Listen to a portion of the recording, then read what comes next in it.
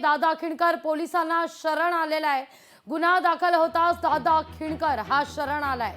दादा खिणकरचा मारहाण करतानाचा जुना व्हिडिओ हा व्हायरल झालेला होता। दादा खिणकर बीड पोलिसांना आता शरण आलेला आहे। या घडीची महत्त्वाची बातमी आपण पाहतोय। दादा खिणकरचं मारहाण करणाऱ्यांवर गुन्हा दाखल करण्यात आलेला होता।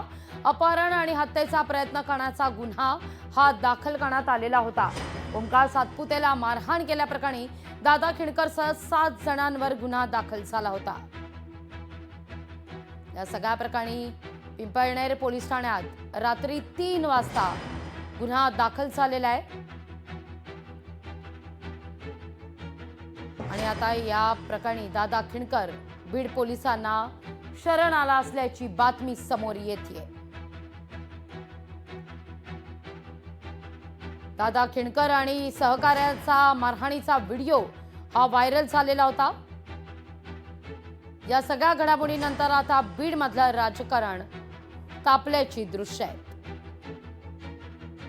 हा व्हिडिओ समोर आल्यानंतर दादा खिणकर संदर्भात अनेक तर्कवितर्क लढवले जात होते।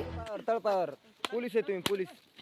आता मात्र दादा खिणकर बीड पोलिसांना शरण आला असल्याची बातमी समोर येते। ही थेट दृश्य आपण पाहतोय।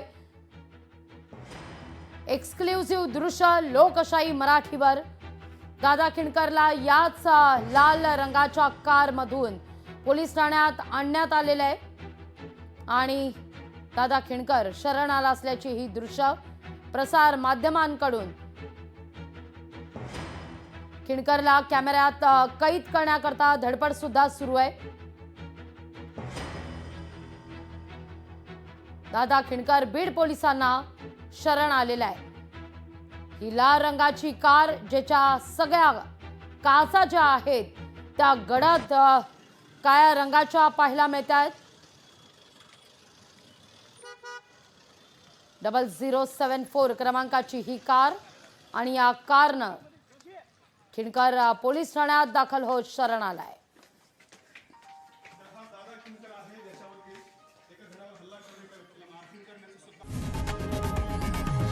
लोकशाही मराठी ऐका, पहा, जागरूक रहा।